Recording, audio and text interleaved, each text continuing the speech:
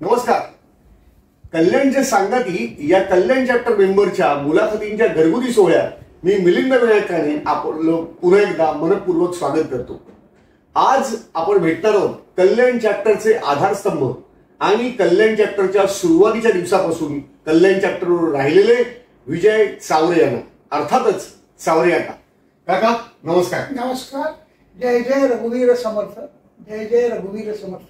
आज आपण या घरगुती सोहळ्याच्या मुलाखतीत आलात आणि वेळात वेळ काढून आमच्याशी गप्पा मारण्याचा घाट घातलात, त्याबद्दल परत एकदा आपले आभार मानतो. सुरुवात करायची मैत्रीण. मित्रांनो, चला गप्पा मारूया सावरे काकांबरोबर. काका, कल्याणचे आधारस्तंभ आणि कल्याण चॅप्टरच्या सुरुवातीपासून मी असं म्हणता येईल की फाउंडर मेंबर किंवा फाउंडर मेंबर नंतरच जर कोणी आलं असेल तर सावरे काका तेव्हापासून कल्याण चॅप्टर बरोबर आहेत. म्हणजे निदान मी तरी मागच्या 6 वर्षात तुम्हाला बघतोय, तर असा आम्ही तुम्हाला ओळखतो. पण याशिवाय सुद्धा बऱ्याच सामाजिक संस्था, इंडियन नेव्ही या सगळ्यांबरोबर सुद्धा तुमचा परिचय आहे आणि तुम्ही त्याच्यात प्रचंड विस्तृतपणे काम केलेलं आहे. तर हे सगळं आजच्या मैफलींच्या ओघात आणि गप्पांमधून आपण जाणून घेण्याचा प्रयत्न करणार आहोत. तर अगदी सुरुवात करूया तुमच्या लहानपणापासून. सो बालपण, शाळा, कॉलेज या सगळ्या आम्हाला आठवणी ऐकायला आवडतील. नमस्कार. माझा जन्म हा पनवेलमधला 12 ऑगस्ट 1955 पनवेलमध्ये झाला. त्याच्यानंतर वाटचाल म्हणजे कल्याण, नंतर मुंबई, नंतर बदलापूर, डोंबिवली करत करत पुन्हा कल्याणमध्ये आलो 2000च्या आसपास. आणि त्याच्यानंतर जी कल्याणमध्ये जी वाटचाल सुरू केली ती असे वाढत गेली. अच्छा, म्हणजे साधारणपणे गेली 24 वर्ष तुम्ही कल्याण स्थित आहात. कल्याण स्थित. उत्तम. तुमचा जन्म पनवेलचा असं जन्म पनवेलचा. तर लहानपणीच्या पनवेलच्या काही आठवणी आहेत? पनवेलच्या म्हणजे बैलगाडीतून फिरणं. वा, क्या बात. समुद्र किनाऱ्यावर फिरणं. कारण त्यावेळेला पनवेल हे खेडं होतं. खरं. आता जे नवी मुंबईचं महानगरपालिकेच्या दर्जाचं आलेलं आहे, बरोबर, परंतु त्यावेळेला ते खेडेगाव होतं. नक्कीच. आणि माझे आजोबा हे ज्योतिषाचार्य होते. त्यामुळे पनवेलमध्ये ते ज्योतिषी म्हणून ज्योतिष कार्यालय म्हणून चालत होतं. जोशी ज्योतिष कार्यालय. ते तिथे राहत होते. आईचं बालपण आईपासून तिथे होतं. त्यामुळे तिथे मे महिना, दिवाळीच्या सुट्टी अशा काळात आम्ही सगळे नातेवाईक म्हणजे मावश्या, इतर नातेवाईक अशांची मैफिल तिथे जमायची. त्या काळात तिथे राहत होतो.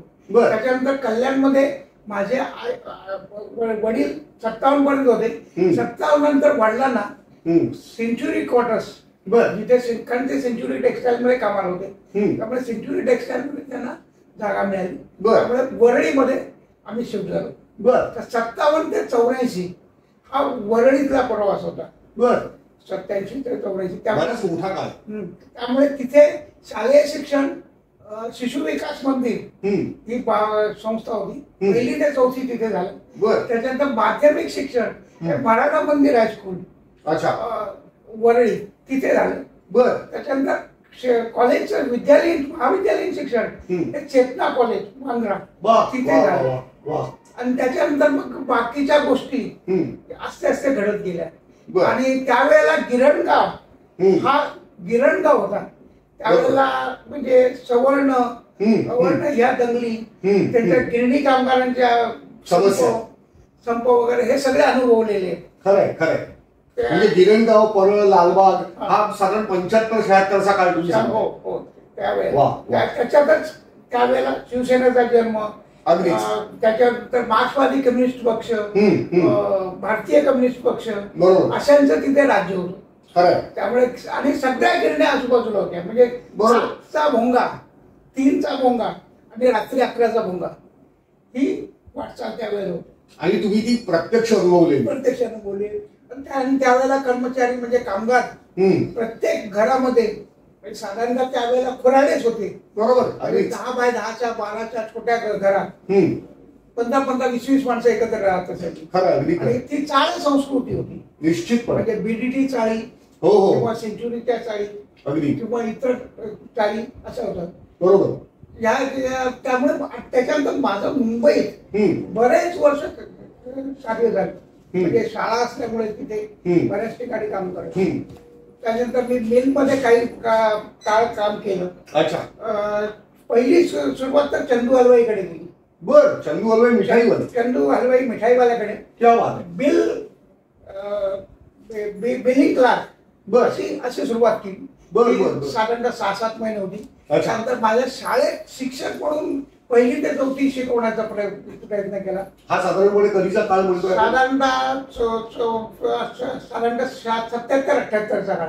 बर बर बर. त्याच्यानंतर मिल मध्ये काही खात्यातनं कामं केली. म्हणजे सेंचुरी टेक्सटाईल मध्ये मी labour office, time keeping office, provident fund office. अच्छा. त्यानंतर घडी खाते म्हणजे जे कपड्याच्या घड्या घालतात म्हणजे कोरा घडी खातं, ब्लिचिंग घडी खातं अशा. त्याच्यानंतर गेट कीपर अशा ठिकाणी पण कामं केली. त्याच्यानंतर मी लेबर ऑफिस मध्ये सार्वजनिक वाचनालय चालवायचो. बर बर बर. त्यावेळेला कामगारांच्या मुलांना शिष्यवृत्ती देणं काम माझ्याकडे असायचं. बर. त्याच्यानंतर पुस्तकालय म्हणजे 1ली ते कॉलेज पर्यंत शिक्षणासाठी कंपनी पुस्तकं पुरवत असायची. पुस्तकं देण्याची व्यवस्था, पुस्तकं परत घेण्याची व्यवस्था ही सगळी सांभाळत होतो. वा. आणि त्याच्यानंतर मला अशा प्रायव्हेट नोकरीची इच्छा नव्हती. अच्छा. म्हणजे तुम्हाला स्वतःच करायची. त्यामुळे मला सरकारी नोकरीची इच्छा होती. पण त्यावेळेला सेवा नियोजन कार्यालय असल्यामुळे सेवा नियोजन कार्यालयात मला भारतीय नौसेनेत प्रवेश मिळाला. वा वा वा. म्हणजे आम्ही जे ओळखून आहोत की सावरे काकांनी तब्बल 3 दशकाहून अधिक काळ हा इंडियन नेव्हीसाठी सेवाव्रत घालवलेला आहे आणि तुम्ही साधारणपणे 36-37 वर्ष आमच्या माहितीप्रमाणे इंडियन नेव्हीत काम केलं. तर म्हणजे इंडियन नेव्ही पर्यंतचा प्रवास असा होता ही माहिती आज आम्हाला पहिल्यांदाच मिळाली. मित्रांनो, आपल्या मुलाखतींचा उद्देश निश्चितपणे सार्थकी लागतोय आणि आपल्याला इतकी वेगवेगळी माहिती आपल्या मेंबर्स बद्दल मिळते. हे या मुलाखतीचं श्रेय सावरे काका. म्हणजे आज खरोखर इतकं मला कौतुक वाटतंय की आम्ही जे गेली 6-7 वर्ष 10 वर्ष जे तुम्हाला ओळखत आहे की सेवाभावी संस्थांमधनं, शैक्षणिक संस्थांमधनं, सामाजिक संस्थांमधनं किंवा इव्हन BBNG करता तुम्ही जे काही काम केलंय त्या कामाची फक्त एक झलक आहे. आणि तुम्ही हा प्रवास जो गेली 46 वर्ष म्हणजे 77-78 पासून तुम्ही सांगितलं तेव्हापासूनचा आहे हे आत्ता कळल्यानंतर म्हणजे मला असा प्रश्न पडला की what exactly am I looking up to. मी कोणाशी बोलतोय आज मला खऱ्या अर्थाने पहिल्यांदा ही जाणीव झाली आणि हेही लक्षात आलंय की तुम्हाला आधारस्तंभ का म्हटलं जातं. पुढे जाऊ आपण. तुम्ही इंडियन नेव्हीच्या प्रवासापर्यंत आला होता. मग इंडियन नौसेनेत प्रवेश झाल्यानंतर पुढचा प्रवास कसा झाला? भारतीय नौसेनेत माझा 14 डिसेंबर 1979 साली टेलिफोन दूरध्वनी चालक म्हणून माझा प्रवेश झाला. अच्छा. आणि दूरध्वनी चालक असल्यामुळे subscriber is always right. Correct. ही संकल्पना होती. कारण कुठल्याही परिस्थितीत सबस्क्रायबर जे बोलतो ते सत्यच आहे. जरी खोटं बोलत असेल किंवा काही जरी बोलत असेल तरी तो सत्य आहे. त्याच्याशी नंतर ज्या काही गोष्टी आहेत त्या आपण सॉल्व्ह करू शकतो. कारण तो कस्टमर त्याच्या हिशोबातून आपल्याला मार्गदर्शन मिळतं. बरोबर. आणि त्या काळात मला बरेचसे ऑफिसर्स जे मिळाले 37 वर्षाच्या काळात. बरोबर. जे कमांडर्स होते किंवा ऍडमिरल्स होते म्हणजे वेस्टर्न नेव्हल कमांडच्या चीफ ऑफ नेव्हल स्टाफ पर्यंत भेटण्याची मिळाली. वा. Chief of naval staff is really big. आणि त्या काळात मी 3 टेलिफोन एक्सचेंजेस मुंबईमध्ये इन्स्टॉल केली. वा वा. म्हणजे साधारणतः 79 ला लागलो. त्याच्यानंतर 89 साली 88 साली TLC 10 जे फ्रान्स मेड होतं. अच्छा. हे इलेक्ट्रॉनिक एक्सचेंज त्यावेळेला इन्स्टॉल केलं. आणि त्याच्या इन्स्टॉलेशनचा बराच अनुभव म्हणजे त्यावेळेला महानगर टेलिफोन निगम मुंबईमध्ये आणि भारत संचार निगम हे ऑल ओव्हर इंडियामध्ये होतं. खरं. त्यांच्यातल्या बऱ्याचशा ऑफिसर्स बरोबर किंवा नेव्हीतल्या ऑफिसर्स बरोबर संपर्क साधण्याचा मिळाला. त्याच्यातनं बाकी कर्मचाऱ्यांना सांभाळणं, म्हणजे आताकालचे कर्मचारी कोणी असू, बरोबर, आणि नेव्हीचं असल्यामुळे सगळ्या सिक्युरिटी सगळ्या गोष्टी सांभाळून काम करायला लागायचं. खरं खरं, अगदी खरं. कारण का कुठल्याही परिस्थितीत आपल्या देशाची भवितव्य हे आपल्या हातात आहे. खरं, अगदी हिशोबात आपल्याला काम करायला लागेल. बरोबर आहे. आणि तुम्ही इंडियन नेव्हीचे एम्प्लॉई म्हणून हे जास्त कटाक्षाने पाळावंही लागतं. नक्कीच. 3 टेलिफोन एक्सचेंजेस तुम्ही जी स्थापन केली असं तुम्ही मला म्हणाला, ती कुठली होती? त्याच्यानंतर साधारणतः इस्रायल मेड एक्सचेंज 97 मध्ये इन्स्टॉल केलं. अच्छा, पहिलं फ्रान्स मेड होतं. दुसरं त्याच्या अगोदर पूर्वी स्विच बोर्ड होती. अच्छा, त्याच्या अगोदर म्हणजे पूर्वी त्याच्या स्विच बोर्ड किंवा कीबोर्ड त्यावेळेला प्लग टाकून बरोबर रिंग देऊन असं काम करायचं. त्याच्यानंतर इलेक्ट्रॉनिक आल्यामुळे इलेक्ट्रॉनिक सिस्टीम आपण वापरायला सुरू केलं. नक्कीच. त्याच्यानंतर आस्ते आस्ते फायबर केबल आता आल्या. पूर्वी फायबर केबल नव्हत्या. पूर्वी 2000च्या अशा मोठमोठ्या केबल्स होत्या. 500ची केबल, सगळ्या केबल्स ले डाऊन करणं. म्हणजे आणि संपूर्ण मुंबईचं वेस्टर्न कमांड हे माझ्या अंडर असतं. हे काम कठीण आहे. कारण वेस्टर्न कमांड मध्ये ओखा, पोरबंदर, जामनगर, लोणावळा, मालाड, मुंबईतली बानखूड, गुजरात, मुंबई हा बराच मोठा पट्टा होता. तो वेस्टर्न कमांडच्या अंडर होता. त्यावेळेला बऱ्याचशा गोष्टी मला शिकायला मिळाल्या. नक्की. त्याच्यानंतर शेवटचं जे इन्स्टॉलेशन झालं ते 2014च्या आधी, म्हणजे मी रिटायर व्हायच्या आधी 3 वर्ष आधी झालं. आणि ते पुन्हा मी सरकारी अधिकाऱ्यांना पटवून प्रायव्हेट घेण्यापेक्षा आपण सरकारी का घ्यावं ते पटवून ते काम केलं. आणि सरकारीच एक्सचेंज घेतलं. तर त्याच्यात कसं असतं, सरकारची जबाबदारी राहते निश्चित, आणि कर्मचारी हे आपल्या बरोबर राहतात. म्हणजे पहिलं फ्रेंच मेड, दुसरं इस्रायल मेड, तिसरं इंडियन मेड. तुम्ही 2016 साली निवृत्त झाला. 15 ऑगस्टला रिटायर झालो. अच्छा, 2015 ऑगस्टला तुम्ही सेवानिवृत्ती घेतली. 37 वर्ष इंडियन नेव्ही सेवा करू. वा, सुरेख. त्याच्यानंतर तुम्ही सामाजिक कार्याकडे वळला पूर्णपणे असं आपल्याला म्हणता येईल. पण सामाजिक कार्य करता करता तुम्ही तुमच्या परिवाराबरोबर सुद्धा कल्याणात स्थायिक झालेला होता. तर थोडंसं आपल्या परिवाराबद्दल सांगा. परिवाराबद्दल म्हणजे माझ्या आई वडील म्हणजे आतापर्यंत साधारणतः 2015-16 पर्यंत आई वडील हे माझ्या बरोबरच होते. अच्छा, बरं. भाऊ पण माझ्या शेजारीच होता. अच्छा, कल्याणातच. दुसरा भाऊ एक आहे, तो वडील आहे. जिथे वडील होते ती जागा त्याला मिळाली. त्यामुळे तो वडीलच आहे. धाकटा का मोठा भाऊ? 3 नंबरचा. 3 नंबरचा भाऊ. त्याला तिथे वडीलच टीव्ही सेंटरच्या बाजूला सेंच्युरी क्वार्टर्स आहे. आणि आता त्याला ती जागा ओनरशिप मध्ये बिर्ला कन्सल्टंटकडनं मिळालेली आहे. वा, दूरदर्शनच्या बाजूला. दूरदर्शनच्या बाजूला असल्यामुळे तिथे बऱ्याचशा कलाकारांची वगैरे पण ओळख होती. निश्चित. त्यावेळेला याकूब सईद, भक्ती बर्वे इनामदार, शफी इनामदार अशा बऱ्याच लोकांशी पण त्याच्यानंतर टीव्हीचे कार्यक्रम आतमध्ये जाऊन बघण्याची संधी मिळाली. निश्चितपणे दूरदर्शन तेव्हा अगदी तेजीत होतं आणि कुठले प्रायव्हेट चॅनल झालेले नव्हते. आणि 1972ला ते इन्स्टॉल झालं. अच्छा, 1972ला. बरं. त्याच्या अगोदर तिथे आकाशवाणी होती. बरोबर. तिथून आकाशवाणी गेली तिथे. आणि तो एरिया म्हणजे त्यावेळेला सिमेंट्स इंडिया, त्याच्यानंतर ग्लॅक्सो, बरोबर, Mahindra and Mahindra, century, Bombay dyeing, या सगळ्या कंपन्या त्या एरियात होत्या. बरोबर. वरळी आणि महालक्ष्मी, तुलसीबाई रोड ज्याला म्हणतात त्या एरियात.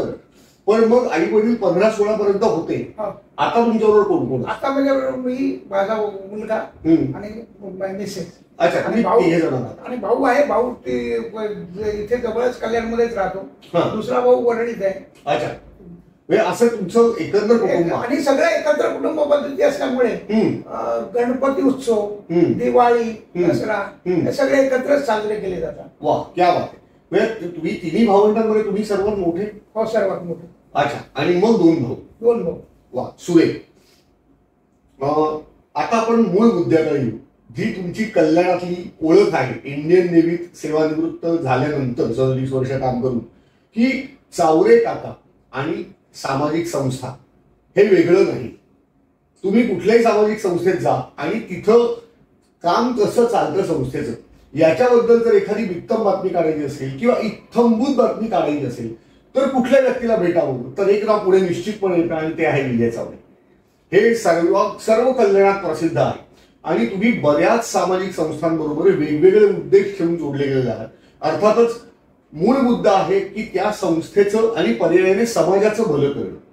तर ही सामाजिक कार्याची आवड पहिल्यापासून होती? सामाजिक कार्याची आवड कशी निर्माण झाली तर मी जेव्हा सरकारी नोकरीत होतो त्यावेळेला सरकारी नोकरीत राखीव जागा प्रकरण सुरू झालं. बरोबर. आणि त्यामुळे आपल्या लोकांचे म्हणजे मध्यमवर्गीयांना प्रमोशन्स नव्हती. बरोबर.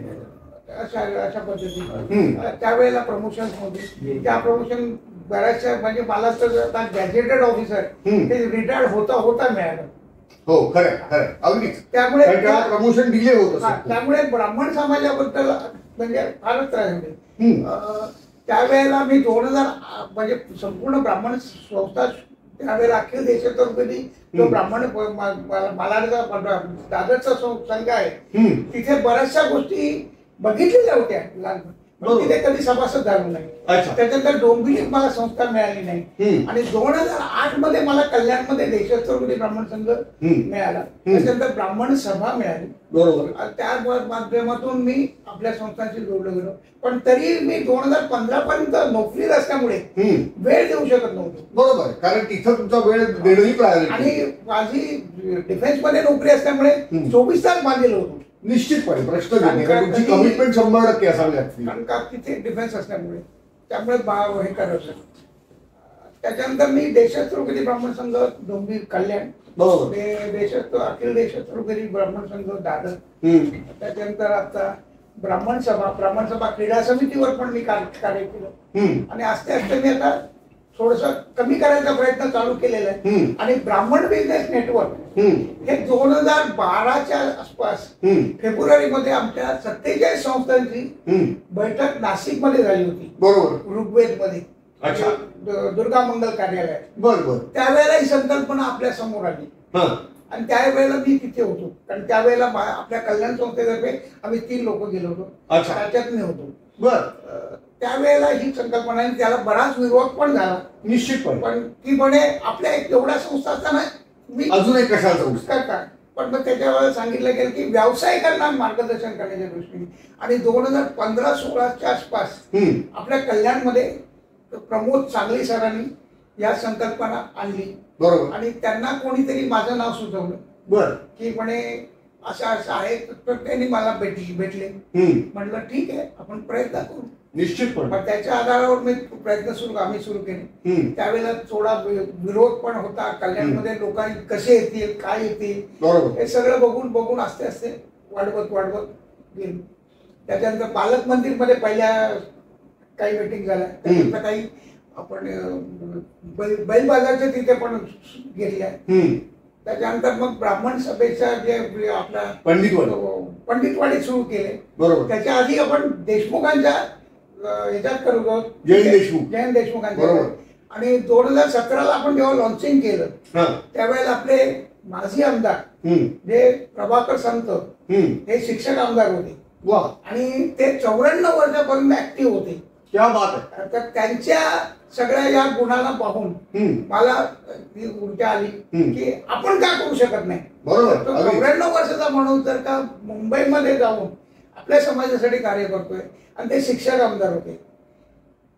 आणि शिक्षक आमदार असताना आताची परिस्थिती आमदारांची बघितली तर असा डेडिकेटेड आमदार आणि त्यांचं नाव आत्ताच्या मध्ये म्हणजे 5-6 वर्षापूर्वीच्या पेपरमध्ये पण आलं होतं की जो डेडिकेटेड आमदार होता की जो आपलं पेन्शन किंवा आपला फंड पण घेत नव्हता. वा वा वा. की हे फार विरळ आहे. ते समाजाला पुन्हा शाळेला काम करायचे ते ताबडतोब. इदम नमः राष्ट्राय स्वाहा. वा सुरेख सुरेख. काका म्हणजे हे सगळं पहिल्यांदा कळतंय. 6 वर्ष मी तुम्हाला व्यक्तिशः बोलतोय पण आज गप्पांच्या माध्यमातून मला तुमची इन्स्पिरेशन पहिल्यांदा कळली. आणि मला तसं वाटायला लागलंय की जर चांगले काका वय वर्ष 68-69ला इतका वेळ काम करू शकतात तर मिलिंदने काम नाही काय करू शकत. मित्रांनो खरोखर विचार करणारी गोष्ट आहे की इतकं वाहून घेतल्यानंतर कुठल्याही प्रकारे आपण जर आपली पॅशन फॉलो करण्याचा निर्धार केला तर निश्चितपणे काम करता येऊ शकतं. आणि चावरे काकांच्या बोलण्यात आपल्याला हे निश्चित समजतंय. काका खूप मजा येते आणि खूप या गेल्या 15-20 मिनिटात मला जे कळलं आणि त्यातनं शिकायला मिळालं की ही ऊर्जा मिळाली ती तुमच्यामुळे आहे. ते खरंच वाखाणण्यासारखं आहे. जसं तुम्ही म्हणालात की तुम्ही त्या मीटिंगला नाशकात होता आणि 2012 साली श्रीपाद कुलकर्णींनी आपल्या संस्थेची पायाभरणी केली फेसबुकच्या माध्यमातून आणि मूळ नाशिकला सुरुवात होऊन मग पुढे हळूहळू हे सगळं वाढत गेलं. कल्याण चॅप्टर सुरू झाल्यानंतर सुरुवातीच्या 5-6 मेंबर पैकी तुम्ही होतात, तर तुम्ही तो प्रवास अतिशय जवळून पाहिला. तर अर्थातच आता प्रबोध सरांचा इंटरव्ह्यू झालेला आहे, नितीन सरांचा झालेला आहे, त्यांनीही आठवणी सांगितल्या. पण तुमच्याकडनं हे जाणून घ्यायला आवडेल, कारण तुम्ही स्वतः व्यावसायिक नसताना नुकतेच निवृत्त झाले, तर तुम्ही याच्याकडे कसं बघत होता? याच्याकडे बघताना मला वाटत होतं की आपल्या उद्योजकांनी उद्योजक म्हणून यावं. बरोबर. कारण का आपल्या समाजात उद्योजकता पूर्वीपासून होती. पूर्वी किर्लोस्कर वगैरे होते, बरोबर, पण त्याच्यानंतर बेडेकर, जी बेडेकरांची दुकानं होती, फणशीकर, प्रभू देसाई, तांबे, प्रभू देसाई, असे बरेच लोक होती. पण आताच्या पिढीत, तरुण पिढीत येत नाही. बरोबर. तर तरुण पिढीने येण्याच्या दृष्टीने प्रयत्न करण्याच्या दृष्टीने केलं. त्याच्यानंतर मला आपले प्रभाकर संत सर यांना कधीही सांगितलं की आपल्या या कार्यक्रमाला यायचे, ते कधीही नाही म्हणे. त्या दिवशी इनॉग्रेशनच्या दिवशी आम्ही त्यांच्याकडे रात्री 8 वाजता गेलो होतो. 2017 साली ज्या वेळेला पहिले इन्स्टॉल झालं त्यावेळेला त्यांनी सांगितलं की मी त्या दिवशी नाहीये, मी पुण्यातून येणार आहे, मी सकाळी 9:30 वाजता 100% मी तिथे हजर राहील. त्यावेळेला ते नेमके म्हणजे सिंहगड पकडून पुण्याहून सकाळी 9:30 वाजता ते तिथे हजर झाले होते. वा वा. तर तेव्हा संत सरांचं वय काय होतं? संत सरांचं त्यावेळेला वय साधारणतः 88-89 आसपास होतं. फार फार होतं. आणि तरीही ते सकाळची सिंहगड पकडून पुण्याहून आणि ते प्रत्येक संस्थेच्या कार्यक्रमाला उपस्थित राहिले. कुठल्याही संस्था असो सामाजिक की बाबा आपली ब्राह्मणांचीच नाही तर इतर समाजाच्या गेलाही त्यांना बोलवलं की ते हजर. जिथं जिथं बोलवलं येईल, जिकडे सामाजिक दृष्ट्या आपल्याला जाणं आवश्यक आहे आणि आपण समाज जोडतोय या भावनेने उपस्थित राहायचे. काका खरोखर हीच गोष्ट मी आत्मसात केलेली आहे आणि त्या पद्धतीत जेवढा वेळ मिळेल तेवढं आपल्या समाजासाठी काम करण्याचं निश्चितपणे प्रश्नच येत नाही. मग अगदी सुरुवातीच्या काळात जसं प्रमोद सर, स्मिता मॅम किंवा जयंत देशमुख, प्रमोद सांगली अशी मी काही नितीन इतर आहेत, हे जे सगळे एकत्र हिरवीने काम करत होते, तुम्ही त्यांच्याबरोबर खांद्याला खांदा लावून काम केलं, तर त्यावेळेच्या अशा काही कटू आठवणी, चांगल्या आठवणी, अशा कटू आठवणी म्हणजे जो ठाण्याचा जो आपला कार्यक्रम झाला होता त्यावेळेला मला म्हणजे त्यावेळेला आपण म्हणजे बंद पडण्याच्या मार्गावरच आपण आलो होतो. अच्छा, बरोबर बरोबर. त्याच्यातनं पण आपण म्हटलं नाही आपल्याला चालू ठेवायचं, आपण काही हो तिकडे, बरोबर, आपल्याला चालू ठेवायचं निश्चितपणे आणि ते आपण चालूच ठेवली. आणि अजूनही माझी इच्छा आहे की आपल्या कल्याण शाखेने पुढची भरारी मारावी. नक्कीच काका, तुमच्यासारख्यांचा आशीर्वाद आणि तुमच्यासारख्यांचं फक्त मागे राहून सुद्धा जे सांगणं असतं त्यात बरेच वेळेला छुपे मेसेज असतात. आणि मला याची अनुभूती आज जास्त प्रमाणात होती की तो सल्ला का दिलेला असतो, कारण हा अनुभव जो तुमच्या गाठीशी आहे की ज्या ठिकाणी टिकून राहणं आवश्यक आहे. जसं क्रिकेटमध्ये म्हटलं जातं, you just stay at the wicket, if you stay at the wicket runs will automatically come. तुम्ही त्या काळी टिकून राहिला ते 5-7 खंडे येईल. म्हणून आज 46-48 चॅप्टर मेंबर्सचा आज आपला चॅप्टर दिसतोय. अप्रतिम. याच्याशिवाय इतर नेटवर्किंग फोरम, आता हा व्यावसायिक नेटवर्किंग फोरम आहे, पण ब्राह्मण उद्योजकांचा आणि जो आज आपल्याला दिसतो आहे निश्चितपणे अतिशय स्तुत्य उपक्रम कल्याण चॅप्टर करतोय. आणि मागच्या 3-4 वर्षातली भरारी तर आपल्या सगळ्यांच्या समोर आहे. पण नेटवर्किंग फोरम व्यावसायिकांसाठी, ब्राह्मण व्यावसायिकांसाठी म्हणा किंवा इतर नेटवर्किंग फोरम, यात नेमका फरक तुम्हाला काय आहे? आपला फोरम हा आपल्या जातीपुरताच मर्यादित आहे. बरोबर. त्यामुळे आपण जातीपुरतच करतो. बरोबर. बाकीचे जे फोरम आहेत किंवा रोटरी क्लब किंवा लायन्स क्लब किंवा इतर क्लब हे प्रत्येकाच्या सगळ्या जातींना घेऊन चाललेले. बरोबर. पण आपण डेडिकेटेडली आपल्या समाजाला घेऊन चाललोय. बरोबर. पण आपल्या समाजाने आपल्या बरोबर राहणं अत्यंत आवश्यक आहे. अगदी अगदी अगदी 100%. आता मी 2 अधिवेशनं बघितली.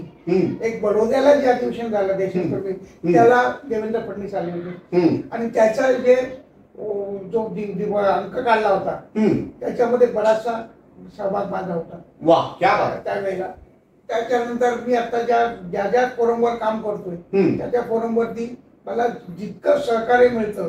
आता कोणाला कुठे लागला, आता मध्ये आपल्या परळीकरांचा मुलगा मंगळवेढ्याला होता आणि मंगळवेढ्याला त्यांना ब्राह्मणी जेवण हवं होतं. त्यावेळेला त्यांना मदत करणं. अतुल परळीकर. त्याच्यानंतर एखाद्याला इंदूरमध्ये पाहिजे मदत, अशा. आणि आपल्या ब्राह्मण संस्था मदत द्यायला तयार आहे. नक्कीच. आता हैदराबादमध्ये ब्राह्मण संघ आहे, तिथे राहायची सोय आहे. आपल्या दादरच्या संस्थेमध्ये पण राहायची सोय आहे तिथे माफक दरात. अशा काही सेवा आहेत आणि त्या आपल्या लोकांपर्यंत पोहोचल्या पाहिजेत. आता ब्राह्मण सभा कल्याण ठाणा ही शिक्षणासाठी मदत देते. अच्छा, बर. शिक्षणासाठी बर. ते लोकांनी घ्यायला पाहिजे. नक्कीच. लोकांपर्यंत या गोष्टी पोहोचल्या पाहिजेत. आता सरकार सुद्धा बऱ्याच गोष्टी आपल्या समाजासाठी देत आहे. नक्की. पण लोकांनी पोहोचलं पाहिजे ना, लोकांनी घ्यायला पाहिजे. म्हणजे आपण एकत्रितपणे त्या संधी घेणं पोहोचणं हे अत्यंत आवश्यक आहे. नक्कीच. आणि काका, तुम्ही या सगळ्या कामात प्रचंड मेहनत करताय, का तुमचा सिंहाचा वाटा आहे आणि त्याच्याकरता तुम्ही तुमचा रिटायरमेंट नंतरचा सगळा वेळ देता. इनफॅक्ट असं बऱ्याच वेळेला होतं की रिटायरमेंट नंतर राहिलेले छंद, राहिलेल्या आवडीनिवडी करण्यात माणसं वेळ व्यतीत करतात, कारण बराचसा वेळ हा आयुष्याचा कष्टात गेलेला असतो. त्यामुळे आता तो वेळ उरला आहे जो माझा आहे, ज्याच्याकरता मनुष्य वेळ देतो. तर निश्चितपणे ही कामं करताना तुम्ही तुमचे छंद किंवा आवडीनिवडी जोपासत असाल. माझं त्या कोणत्या? माझं म्हणजे मी माणसं जोडणं हा पहिला मोठा छंद. अच्छा, त्या बात. जबरदस्त. त्यामुळे माणसं जेवढी जोडली जातील. आज मला साधारणतः बघितलं तर माझ्याकडे जन्मतारखांचा जो डाटा आहे तो साधारणतः 2 ते 2.5 हजाराच्या वरती आहे. Point to be noted milord. मी हे मुद्दाम विधान करतोय. आहे म्हणजे मित्रमंडळी, त्याच्यानंतर आपले सभासद, आपले नातेवाईक आणि नाते जोडणं हेच महत्वाचं आहे. कारण जोडणं हा छंद असू शकतो एखाद्या व्यक्तीचा. मला असं वाटतं याच्या पलीकडे काही शब्दच अपुरे पडतात. काका, कारण का बोला. नातं कसं आहे माहिती का, मित्रत्वाचं नातं असू शकतं, फॅमिलीचं नातं असू शकतं, इतर नाती असू शकतात, छोटा मोठा कुणी असो, नातं जोडणं महत्वाचं. आणि आता आपण नातेवाईक गमावत चाललेलो. नक्कीच नक्कीच. पूर्वीच्या याच्यात जर बघितलं, कारण मी आता माझ्या आजे सासूबाईंचं 100 वर्ष पूर्ण झाली होती आणि त्यांचा शतकोत्तर कार्यक्रम नाशिकमध्ये केला होता. साधारणतः 2012-13च्या आसपासची.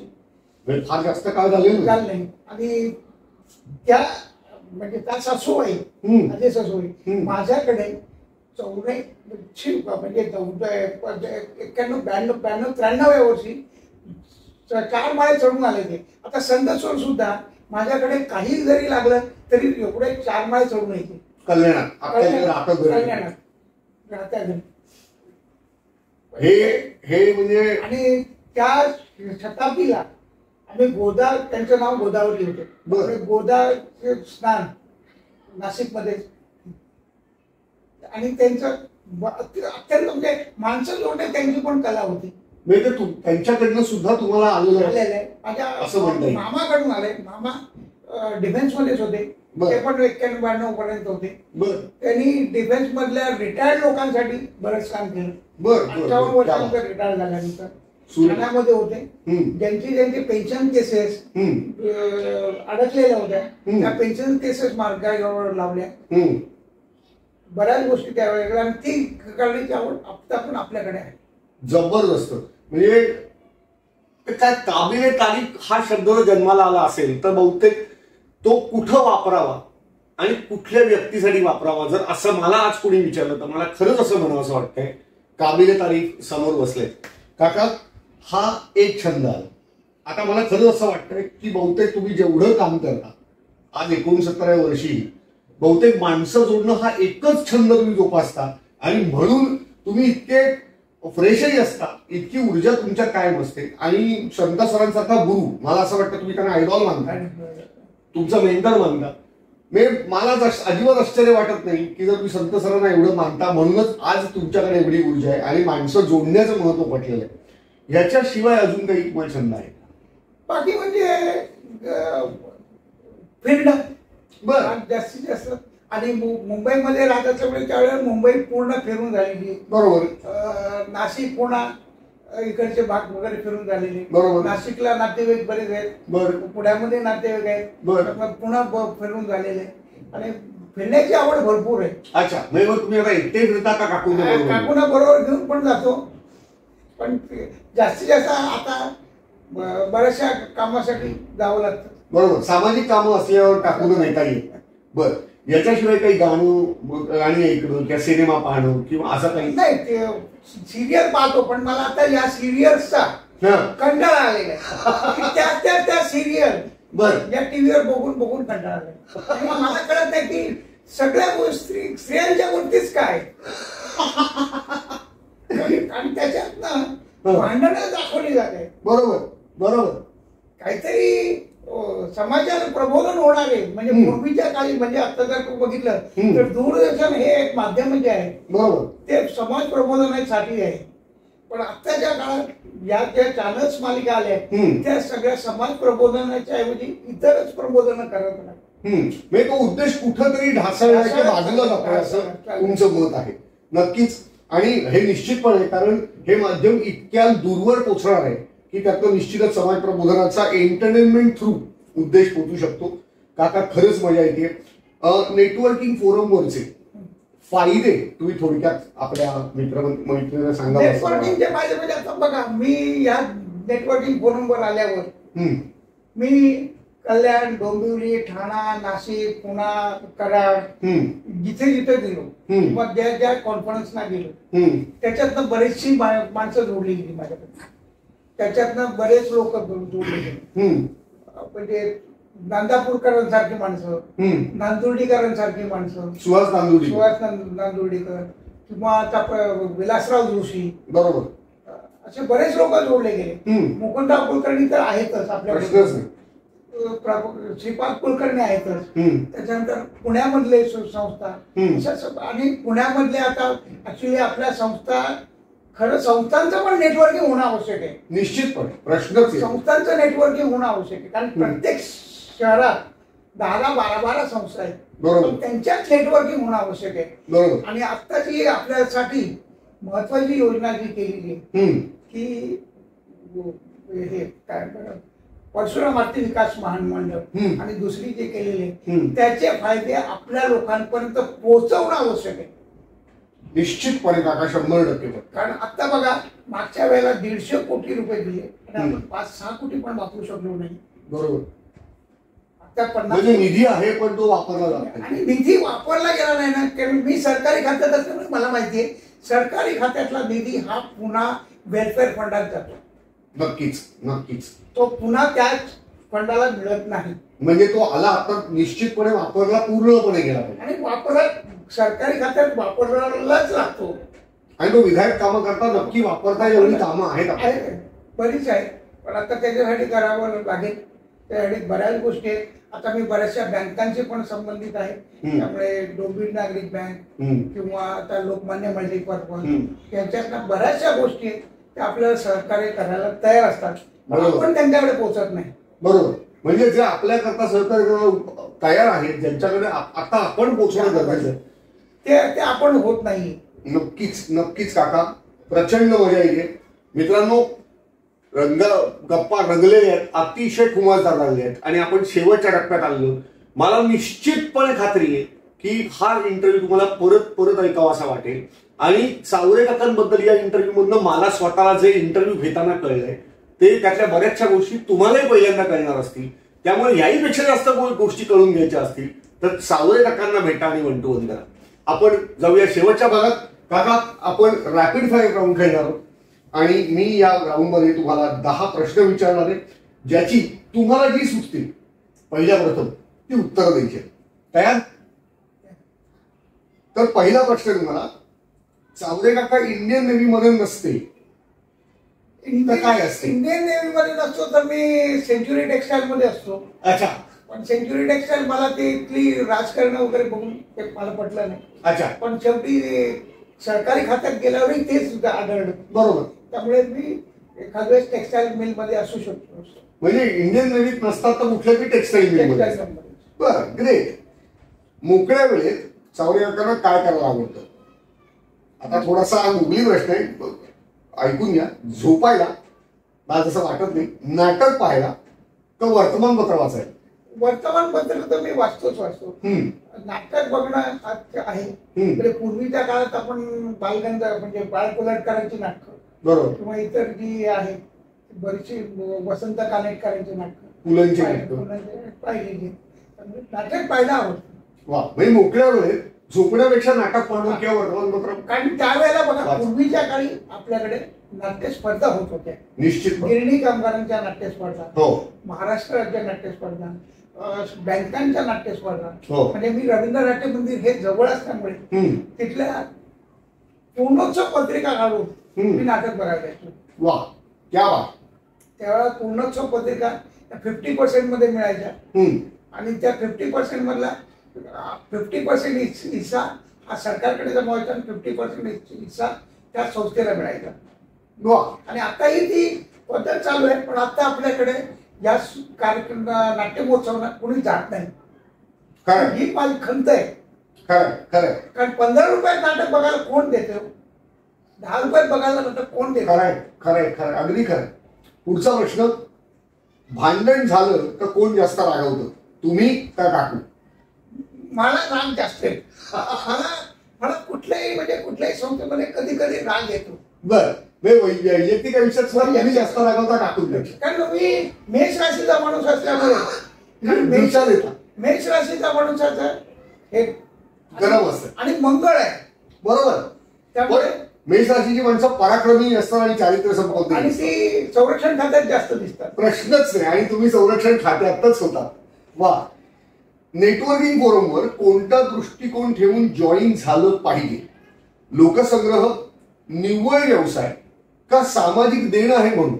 सामाजिक देणं पण आहे, त्याच्यानंतर नेटवर्क आपल्याला मिळण्याच्या दृष्टीने पण आहे आणि सगळ्या गोष्टीतून फायदा आहे. बरं, नेटवर्किंग जर केलं तर, बरोबर. कारण त्याच्यातनं आपण जेवढी माणसं जोडू तेवढं आपलं रीच वाढतोय, बरोबर, तेवढ्या माणसांपर्यंत आपण पोहोचतो. पण मग या तिघांमधलं जर एकच द्यायचं असेल तर काय उत्तर?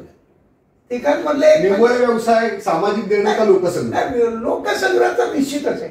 अच्छा. मेन म्हणजे लोकसंग्रह महत्वाचा आहे, प्रश्नच नाही. कारण तुम्ही लोक जोडल्यामुळे तो माणूस तुमच्याकडे कधी ना कधी तरी येतोच. नक्कीच, प्रश्नच येत नाही. मित्रांनो, प्रॉस्पेक्टिंग काका सुद्धा तेच म्हणतात. पुढचा प्रश्न, कल्याण व्यतिरिक्त स्थायिक व्हावं लागलं तर कुठे जायला आवडेल?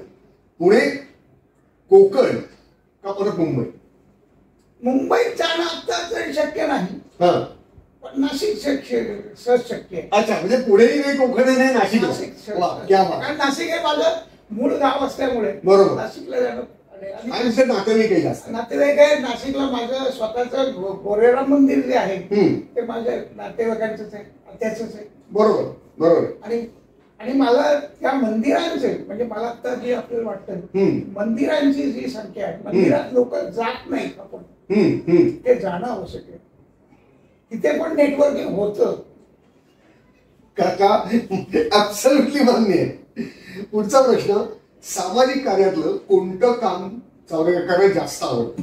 कार्यक्रम ठरवणं, त्याचं प्लॅनिंग करणं का जास्तीत जास्त लोकांना त्याच्यासाठी भेटणं? त्याच्यासाठी भेटणं महत्वाचं. अच्छा, भेटणं महत्वाचं, कारण त्याच्यातनं माणसं जोडली जातात, बरोबर. आणि कार्यक्रम ठरवणं, मला कार्यकर्ता म्हणून काम करायला आवडेल, बरोबर. म्हणजे ऍब्सोल्यूट कार्यकर्ता म्हणून, पदाधिकारी नकोय. म्हणजे काका लोकांना जाऊन भेटणार, आमंत्रित करणार आणि कार्यक्रमाला घेऊन येणार. वा, क्या बात आहे. हे फार कठीण आहे. पदाधिकारी न होता फक्त कार्यकर्ता म्हणून काम करणं हे प्रत्येकाला जमत नाही. पण कार्यकर्ताच महत्वाचा आहे. निश्चितपणे काका, निश्चितपणे. खूप वाखाणण्यासारखं आणि मित्रांनो शिकण्यासारखं आहे.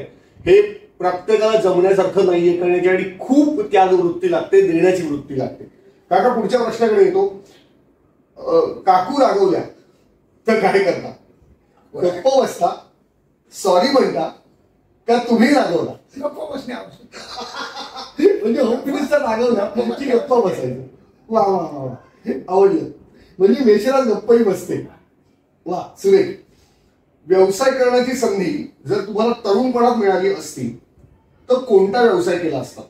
मॅरेज ब्युरो उघडला असता, कोचिंग क्लासेस चालवले असते, का एखादं जनरल स्टोअर उघडले असते? व्यवसाय करण्याची माझी हे नाहीच आहे, कारण का माझ्याकडे मेष रास असल्यामुळे व्यवसायाची वृत्ती नाही. बरोबर. आणि व्यवसाय फरक असल्यामुळे ती नाही. बरोबर, ती नाही, त्यामुळे व्यवसाय नाही. अच्छा, म्हणजे व्यवसाय केलाच नाही, संधी मिळाली तरी मी असती. केला आता मध्ये एक वर्षासाठी, तेवढा जमला नाही म्हणजे. अच्छा. पण तो नंतर आपल्या नेटवर्किंगच्या ह्याच्यात टेलिफोन सेवा ही वास झाली, त्याच्यामुळे बंद झाली. बर बर बर, ठीक आहे. अजून एक शेवटचा 2 प्रश्न राहिले. वेळ घालवण्यासाठी काकांना जुने सिनेमे पाहायला आवडतात, सिरियल का तिची नाटकं? नाटकं, आत्ताची नाटकं नाही एवढी, जुनी नाटकं पाहायला आवडेल, जी युट्यूबवर सुद्धा आहे. बरोबर, जुनी नाटकं किंवा जुन्या नाटकांची जर लागली. पण जुने सिनेमे नाही? सिनेमे फार कमी पाहतो. अच्छा. क्वचित टीव्हीवर लागले तर पाहतो, तसं मी सिनेमा शौकीन नाही. अच्छा, पण सिरियल अजिबात नाही. काय भांडण दाखवतात. आणि सर्वात शेवटचा प्रश्न आहे का, लोकसंग्रह करण्यासाठी सर्वात प्रभावी माध्यम कोणतं? नेटवर्किंग फोरम, सामाजिक संस्था का व्यावसायिक फोरम? माणसं जोडण्याच्या दृष्टीने फोरमला जॉईन होणं अत्यंत आवश्यक आहे. सगळ्या संस्थांनी, माझं तर म्हणणं आहे की प्रत्येकाने आपापल्या याच्यातल्या संस्थांमध्ये सभासद होणं आवश्यक आहे. तिथे जी माणसं जोडली जातात त्याच्यातून बऱ्याच गोष्टी आपल्याला शिकता येतात. प्रत्येकाची नवीन नवीन ओळख होते, प्रत्येकाची हे वेगवेगळं दिसतं, त्याच्यातनं बऱ्याच गोष्टी मिळतात ज्या आता मी अनुभवतोय. निश्चितपणे, कारण मी आता अनेक संस्थातून जातो, गिरगाव झालं, मोडून झालं, ठाणा झालं किंवा इथल्या कुठल्याही संस्था, त्याच्यातनं बरंच काही शिकायला मिळतं. प्रत्येक ठिकाणी माणसाच्या वेगवेगळ्या तारात दिसतात. निश्चितपणे, प्रश्नच नाही काका. आज तुमच्याशी गप्पावरून अतिशय मजा आली, खूप शिकायला मिळालं. मला असं वाटतं गेल्या 6 वर्षात मी जर चावरे काकांना ओळखत असेल तर मला आज त्याचा पूर्ण प्रत्यय आलाय की चावरे काकांनी अजूनही बहुतेक 10 ते 15% ओळखतो. मित्रांनो, आज आपण कल्याण चॅप्टरचे आधारस्तंभ विजय चावरे उर्फ चावरे काका यांच्याशी मनमोकळ्या गप्पा मारल्या. चावरे काकांना मी स्वतः व्यक्तिशः मुलाखत घेत असताना एक ज्या ज्या वेगळ्या अँगलमधनं आज मला ओळखायला मिळालं, त्यांना जाणून घ्यायला मिळालं, तसंच निश्चितपणे हा इंटरव्ह्यू ऐकून तुम्हालाही जाणून घ्यायला मिळेल. याच्याकरता अजून जर त्यांना जाणून घ्यायचं असेल तर निश्चितपणे त्यांना व्यक्तिशः भेटा, त्यांच्यावर 1 to 1 करा. आणि चावरे काकांनी दिलेला कानमंत्र आजपासून आपण निश्चितपणे सगळ्यांनी एकत्रित फॉलो करूया. लोकसंग्रहाची शक्ती ही सर्वात मोठी शक्ती असते. आज आपण इथंच थांबू. पुढल्या भागात एका नवीन मेंबर बरोबर भेटूया. तोपर्यंत काळजी घ्या. काका, तुम्ही आज इथे आलात आणि आम्हाला इतका वेळ दिला त्याबद्दल मी आपला मनपूर्वक आभारी आहे. जय जय रघुवीर समर्थ. जय जय. आपली काळजी घ्या. पुढल्या भागात भेटू. धन्यवाद.